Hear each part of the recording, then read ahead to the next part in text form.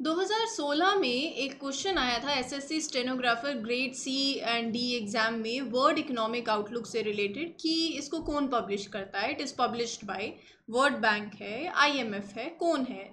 इसका आंसर क्या है? इसका आंसर है आईएमएफ। लेकिन बात ये है, बात आंसर की नहीं है, यहाँ पर बात ये है कि जब आप देखोगे 2016 में एसएससी सीजीएल एग्जाम में भी ऐसे ये question, world Economic outlook report is published by which of the following, that is IMF. तो इसके बाद एक और क्वेश्चन देखो, what is India's rank in 2019 world happiness report. SSC CGL के अंदर 2019 में ये क्वेश्चन पूछा गया था कि इंडिया की रैंक आप बता दो कि क्या है वर्ल्ड हैप्पीनेस रिपोर्ट में। तो आंसर था 140th रैंक है। बात यहाँ खत्म नहीं होती है, बात ये है कि रिपोर्ट्स इंपॉर्टेंट है। So hello everyone, welcome to GK today. मेरा नाम आरजू कक्कड़ है और इस सेशन में मैं आपके साथ रिपोर्ट्स डिस्कस करूंगी। जैसे कि अभी आपने देखा कि प्रीवियस ईयर क्वेश्चंस में रिपोर्ट से सवाल आते हैं। तो होल्ड ऑन, आप ये सोचोगे कि मैम रिपोर्ट्स तो हम ऑलरेडी कवर कर चुके हैं, हमने एक सेशन ले लिया है, तो आप क्या वापस से रिपीट कर रहे हो? नहीं, वो रिपीट नहीं हो रहा है। जो एक पर्टिकुलर सेशन है, इस पर्टिकुलर सेशन में सिंपली जो WHO की रिपोर्ट्स रही हैं, सिर्फ और सिर्फ वो रिपोर्ट्स दैट आर रिलीज और जो that have been previously release by the WHO, current affairs oriented 2022 में या 2021 लेटेस्ट जो भी रिपोर्ट्स होंगी जो बस WHO ने रिलीज करी हैं, वो मैं इस सेशन में आपके साथ कवर करूंगी। और ये आपने देख ही लिया है अब कि प्रीवियस ईयर क्वेश्चंस के हिसाब से कि रिपोर्ट्स इंपॉर्टेंट है। किसी भी तरीके की रिपोर्ट हो, कैसे भी सवाल पूछा जा सकता है और साथ ही साथ क्वेश्चंस रिपीट भी होते हैं। तो इससे एसोसिएटेड अपने को कोई भी ऐसा सेगमेंट है जो छोड़ना नहीं है। इसी के चलते अब मैं आपके साथ कुछ current affairs, current oriented reports that were release by World Health Organization वो स्टार्ट करते हैं। तो पहली रिपोर्ट जो है वो आपके सामने कौन सी है? तो वो है ये World Health Statistics 2022। So basically इस स्टैटिस्टिक्स के हिसाब से according to this World Health Statistic 2022, global life expectancy at birth has increased in 2019 to 66.8 years, 73.3 years, 63.7 years या फिर 75.4 years। सो जो ग्लोबल लाइफ एक्सपेक्टेंसी है एट बर्थ वो increase हुई है। It has increase in 2019 to how many years? 73.3 या 75.4? The right answer is 73.3 years. तो ये आपको याद में रखना है। अगर मैं बात करूं हेल्दी लाइफ एक्सपेक्टेंसी की, तो वो इंक्रीज हुई है from 58.3 years to 63.7 years. So basically यहाँ पर there are different other indicators also. जब हम इस एडिशन की बात करते हैं, 2022 एडिशन की फीचर्स की बात करते हैं, तो देर आर 50 से भी ज़्यादा इंडिकेटर्स होते हैं। लेकिन बात यह है कि जब हम बात करें कि लाइफ एक्सपेक्टेंसी इंक्रीज हुई है to that much years, reason क्या है? रीज़न यही है कि चाइल्ड हेल्थ हो, मेटर्नल हेल्थ हो, उसमें हमें प्रोग्रेस देखने को मिली है। कम्युनिकेबल डिसीजेस प्रोग्राम्स होते हैं, HIV, ट्यूबरक्लोसिस, मलेरिया, तो उसमें इन्वेस्टमेंट इंक्रीज हुई है। ये रिपोर्ट कौन पब्लिश करता है? अभी लेकर इस सेशन के एंड तक वो कोई डाउट नहीं होना चाहिए, क्योंकि ये सारी रिपोर्ट्स जो आज हम कवर कर रहे हैं वो रिलीज करी जाती हैं बाय WHO। तो ये तो अब आपको याद में ही रखना रहेगा। और बहुत ही अब इस सेशन के लिए तो सिंपल हो गया, लेकिन फिर भी याद में रखना कि ये particular report is from WHO। क्यों मैं बार बार रिपीट इसलिए नहीं करूंगी क्योंकि आप हमें ये पता ही है, मैं एक्सपेक्ट कर सकती हूँ आपसे, आपके माइंड में सेव हो गया है कि आज की सारी रिपोर्ट्स WHO की रिपोर्ट्स हैं। ठीक है, तो वही एनुअल कंपाइलेशन होता है लेटेस्ट डेटा का, हेल्थ इंडिकेटर्स पे रिलेटेड मेंबर कंट्रीज का, और उसके बाद जो है we come up with this. और चलते हैं फिर अगले क्वेश्चन के ऊपर। World report on the health of refugees and migrants was first released by WHO in which year? तो ये रिपोर्ट का नाम है health of refugees and migrants. ये पहली बार WHO ने कौन से साल में रिलीज करी ये रिपोर्ट? 2011 में, 2020 में, 2021 में या 2022 में? 4 ऑप्शंस हैं, सोच लीजिए। अगर सोच लिया है तो फिर चलो चलते हैं इसके आंसर के ऊपर। The right answer of this question is 2022। ठीक है, it was first release by WHO in 2022 only. And ये रिपोर्ट हाईलाइट करती है कि जैसे बच्चे जो रिफ्यूजीज़ हैं, जो माइग्रेंट्स हैं, वो क्या क्या चैलेंजेस फेस करते हैं। ऑब्वियसली जब उनकी जो वो लॉन्ग जर्नीज होती हैं तो उसके टाइम पे क्या हेल्थ चैलेंजेस वो फेस करते हैं। एंड ये पर्टिकुलर रिपोर्ट जो है वो इंफॉर्मेशन प्रोवाइड करती है, वो best practices related to that, वो gaps, वो best practices in protecting and promoting the health of refugees and migrants across the world। कि obviously आपके पास जब डेटा है तो आप उससे कंक्लूजन भी निकाल सकते हो, आप उससे वे फॉरवर्ड भी कर सकते हो बेसिकली कि आप कैसे ये इस डेटा की हेल्प से आप क्या क्या अपने पॉलिसी डिसीजंस में बेसिकली आप सोच सकते हो कि हम कैसे चेंजेस लेकर आ सकते हैं, हम क्या कर सकते हैं, कैसे उनकी जो लाइफ है it is severely impacted. Health के टर्म्स में तो होती है, बट नो डाउट कि बाकी अदर सेक्टर्स भी हैं, सर्विसेज एक्सेस करने में, हाउसिंग में, एजुकेशन में, लीगल चैलेंजेस हो सकते हैं, लिंग्विस्टिक चैलेंजेस हो सकते हैं, तो सब कुछ को यहाँ पर देखा जाता है। And this vulnerable population is likely to face occupational injury and health hazards also. बिल्कुल सही बात है। देर माइट बी कि जब जॉब्स नहीं मिलती हैं तो they might get into the dirty, dangerous and demanding jobs also. तो ये जो भी चैलेंजेस फेस किए जाते हैं by the refugees and migrants, वो इस पर्टिकुलर रिपोर्ट में हाईलाइट किया जाता है, और ये रिपोर्ट रिलीज करी जाती है बाय WHO। ठीक है, moving on to the next question.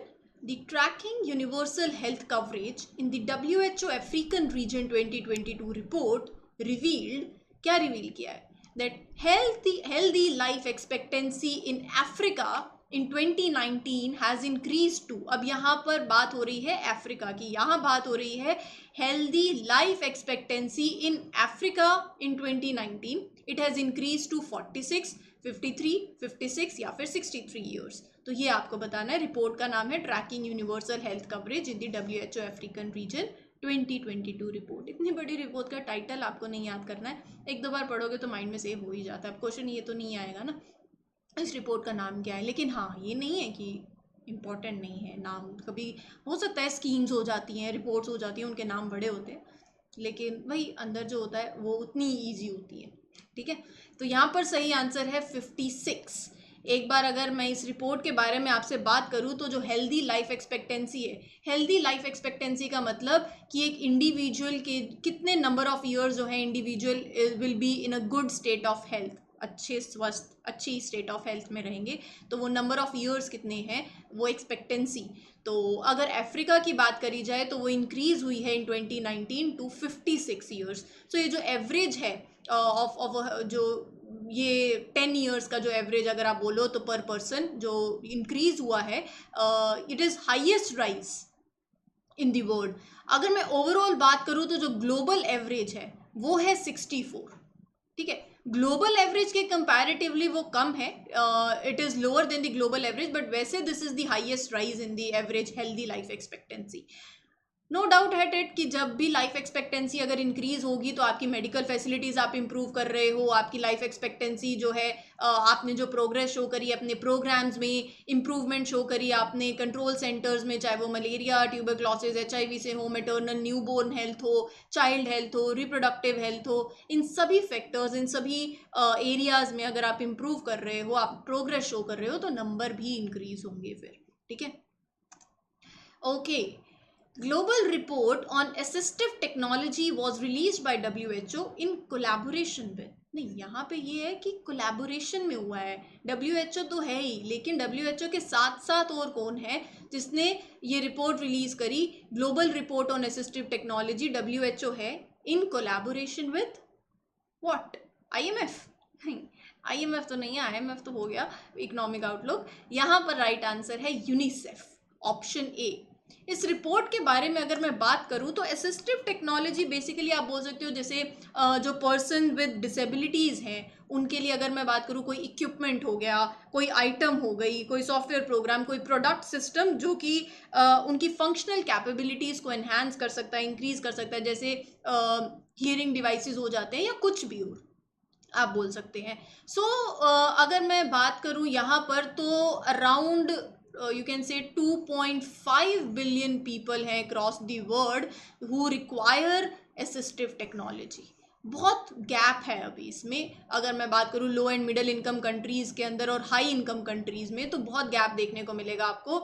Economically weak countries जो हैं वहाँ पर आप देखोगे मात्र 3%, only 3% of the population they have access to this technology, vital technology है। लेकिन ऑन दी अदर हैंड अगर मैं बात करूँ हाई इनकम कंट्रीज़ की, तो वहाँ पर यू विल से देखोगे 90%, up to 90% of the population are receiving those assistive devices. तो एक बहुत बड़ा गैप है, ठीक है।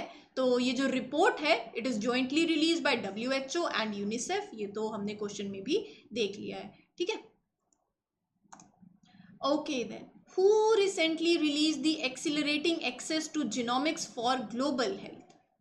तो accelerating access to genomics for global health is released by WHO science council, ठीक है। तो option B is the right answer for this particular question. Moving on to the next one, tobacco use से associated ये question है। एक report है जिसका नाम है trends in prevalence of tobacco use according to the 4th edition. बात यहाँ पर हो रही है 4th एडिशन के हिसाब से, ये WHO की ही रिपोर्ट है। 4th edition of the WHO global report on trends in prevalence of tobacco use, इनमें से वो कौन सा रीजन है that has the highest prevalence of tobacco use in the world? वो कौन सा रीजन है that has the highest prevalence of tobacco use, जब से ज़्यादा टोबैको यूज वहाँ होता है? साउथ ईस्ट एशिया रीजन है, ऑप्शन ए। तो अगर मैं बात करूं यहाँ पर, तो ये 4th एडिशन है, ये हमने देख लिया है। जो बात करता है trend in the prevalence of tobacco use 2000 to 2025, release by WHO, November में किया था 2021 में। Highest rate of tobacco use अगर किसी रीजन में करंटली देखा जा रहा है तो वो है South East Asian region. And कितना नंबर है, मतलब around 29% of the population in this region they are used to tobacco. However, this region is also witnessing the fastest rate of decline in the tobacco use. ये भी एक important line है, मतलब ये कह रही है कि हमें मालूम है कि इस रीजन में जो नंबर है वो ज़्यादा है, लेकिन at the same point of time अगर मैं बात करूँ कि हमारी कोई प्रोग्राम्स या पॉलिसीज़ इसको कम करने के लिए हम ले रहे हैं, तो क्या हम सही डायरेक्शन में जा रहे हैं? तो अगर कुछ नंबर ये शो करे कि हाँ आप डिक्लाइनिंग रेट है, फास्टेस्ट रेट ऑफ डिक्लाइन भी विटनेस हो रहा है इस रीजन में, तो ये भी अच्छी बात है। लेकिन at the same point of time ये नहीं भूलना है कि still South East Asian region is the basically the region जहाँ पर हाईएस्ट रेट है ऑफ टोबैको यूज, ठीक है। The gender pay gap in the health and care sector, a global analysis in the time of COVID-19 was jointly released by WHO and which is the other body, International Labour Organization, ये लगता है। Gender pay gap in the health and care sector, it is released by World Health Organization and ILO।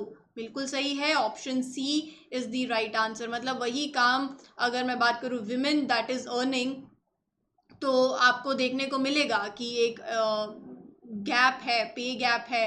Women जो हैं they are earning on average you can say 24% less than the peers who are men. तो अगर someone is there और वो main है, तो मैं बात करूँ ऑन एन एवरेज की, तो विमेन की जो अर्निंग है it is on an average 24% less in this sector. Health sector की बात हो रही है, तो women in the health and wellness sector are facing higher gender pay gap than the other sectors in the economy। ये report release करी जाती है by WHO and ILO, ये भी आपको याद में रखना है।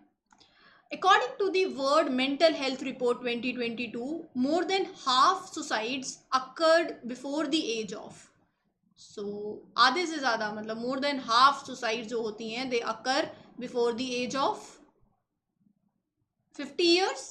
Correct, option B is the right answer. और ये वर्ल्ड मेंटल हेल्थ रिपोर्ट 2022 के अकॉर्डिंग है, ये डेटा जो है, ये रिपोर्ट के according around 1 billion people, 1 billion people, 1 billion people जो है वो मेंटल हेल्थ इशू से सफ़र कर रहे हैं, जिनमें से 14% जो हैं of this population they were adolescents. अगर मैं बात करूँ सुसाइड की, तो it accounted for more than 1 in 100 deaths that is suicide. तो 58% ऑफ द सुसाइड जो होती हैं they occur before the age of 50। Mental health disorder जो है they are leading cause of disability. अगर कोई एक नॉर्मल पर्सन है तो जो पीपल, अगर कोई मेंटल हेल्थ से सफ़र कर रहा है, मेंटल हेल्थ प्रॉब्लम है, तो they will die on an average you can say 10 से 20 साल पहले ही देन नॉर्मल पीपल, क्योंकि because of the physical elements also. Mental health disorder पे बहुत ज़्यादा बात करने की भी ज़रूरत होती है। टेंशन हो, एंग्जाइटी हो, डिप्रेशन हो, एक तो ये जो वर्ड है डिप्रेशन, हमें इसे ऐसे ही नहीं यूज़ कर लेना चाहिए, ठीक है। सो मेडिकली बेसिकली पता होना चाहिए, there should be proper checkups. और मेडिटेशन आई वुड से कि हमें मतलब रोज़ यू शुड, आपके एक हैबिट हो जाना चाहिए, एक एक पार्ट ऑफ लाइफ, मतलब रूटीन में डेली आप अपने आप को 5 मिनट दें, अपने आप जिनसे भी यू फील कंफर्टेबल शेयर किया करें। टेंशन एंग्जाइटी बहुत है, लेकिन आप इसको कैसे अवॉइड कर सकते हैं? अपने आसपास पॉजिटिव एनवायरनमेंट रखना, उन्हीं लोगों के सब होता है ना, आप अच्छी संगति में बैठो, जिनसे जो आप शेयर कर सकते हो वो शेयर करो, जिनसे शेयर कर सकते हो, बीइंग अगर आपके कोई गाइड है, कोई मेंटर है, फैमिली फ्रेंड है, आपका फ्रेंड है, father mother, whoever you feel so, ठीक है। तो इसके बारे में बात भी करना बहुत इंपॉर्टेंट है, बट अभी ये सेशन नहीं है कि यहाँ पर इस प्लेटफॉर्म पे मैं अभी बात करूँ, क्योंकि मुझे नेक्स्ट रिपोर्ट भी लेनी है। सो वी विल टॉक, कभी इस बारे में ज़रूर बात भी करेंगे अगर मौका लगा तो। बट या, moving on to the next one, global report on infection prevention and control estimates that simple infection control measures can minimize the healthcare related infections by how much percent? ये रिपोर्ट के हिसाब से वो estimate आपको बताना है कि simple infection control measures जो हैं वो हेल्थ केयर रिलेटेड इन्फेक्शंस को मिनिमाइज कर सकते हैं बाय 70%। अगर आपने ये कोविड-19 के टाइम पे ही देखा हो, कितना बोलते थे कि हाथ धोने चाहिए अच्छे से, है ना, दूरी बनाकर रखो, मास्क लगाओ। अगर आप ये सब कर रहे हो, ये मेजर्स ले रहे हो, तो आप बहुत मतलब जो वो रिस्क है आप उसको कम कर सकते हो ना। तो हेल्थ के रिलेटेड इन्फेक्शंस को, उसके स्प्रेड को आप कम कर सकते हो। सिंपल इन्फेक्शन कंट्रोल मेजर्स, ये सिंपल इन्फेक्शन कंट्रोल मेजर्स ही तो है, हाथ धोना और डिस्टेंस मेंटेन करके रखना, मास्क लगाना। आप 70% इन्फेक्शन जो है उसका जो रिस्क है यू कैन मिनिमाइज इट, ठीक है। तो ये रिपोर्ट एम्फोसाइज करता है on the importance of the policy measures in the field of the infection prevention and control measures, national level पे, सब नेशनल लेवल पे and facility levels also. The last one, world malaria report के बारे में ये question है कि which country in south East Asian reason accounted for majority of malaria cases? इनमें से वो कौन सी कंट्री है साउथ ईस्ट एशियन रीजन में जहां पर majority of malaria cases accounted? हमारा प्यारा भारत, इंडिया। तो अच्छी बात नहीं है, बट खैर इसके बारे में अब जानते हैं थोड़ा सा। वर्ल्ड मलेरिया रिपोर्ट के हिसाब से south East Asian reason in 2020 accounted for 2% of the malaria cases. और इनमें से मैं 3 रीजन्स जो हैं आप यहाँ पर देख रहे होगे, 3 कंट्रीज हैं, इंडिया, इंडोनेशिया और म्यांमार। तो overall these regions accounted 99.7% of the estimated malaria cases, जिसमें से सबसे ज़्यादा इंडिया में है 82.5%, इंडोनेशिया में 15.6%, म्यांमार में 1.6%। श्रीलंका की बात करूँ तो Sri Lanka was certified malaria free 2016 में and remains malaria free. China and El Salvador malaria free हुए 2021 में। मलेरिया की बात करूं तो ये एक मॉस्किटो बॉर्न ब्लड डिसीज़ है कॉज्ड बाय प्लाज्मोडियम प्रोटोजोआ, जो पैरासाइट है दैट स्प्रेड, मतलब जिसके बाइट से होता है ये, that is infected female anopheles mosquitoes. तो ये भी याद आप कर सकते हैं, ठीक है। तो आई होप आपको ये सेशन अच्छा लगा होगा, लेकिन इसी के साथ मैं ये ज़रूर बोलूँगी कि ऑलरेडी मैं एक रिपोर्ट्स पे सेशन ले चुकी हूँ, तो ये उसके एडिशन में आप सोच लीजिएगा, क्योंकि वहाँ पर भी रिपोर्ट्स कवर्ड है, इस पर्टिकुलर सेशन में भी रिपोर्ट्स हैं, लेकिन ये रिपोर्ट्स जो हैं ये WHO की रिपोर्ट्स हैं सारी। So I hope you are liking the series. Video अच्छी लगती है तो लाइक ज़रूर करो, शेयर करो अपने फ्रेंड्स के साथ, एंड तक देखा करो और मुझे कमेंट सेक्शन में बताया करो कैसी लगती है। मैं सबके कमेंट्स देखती हूँ। चलो then, thank you everyone, I wish everybody a very best of luck. Happy learning, take care, all the best.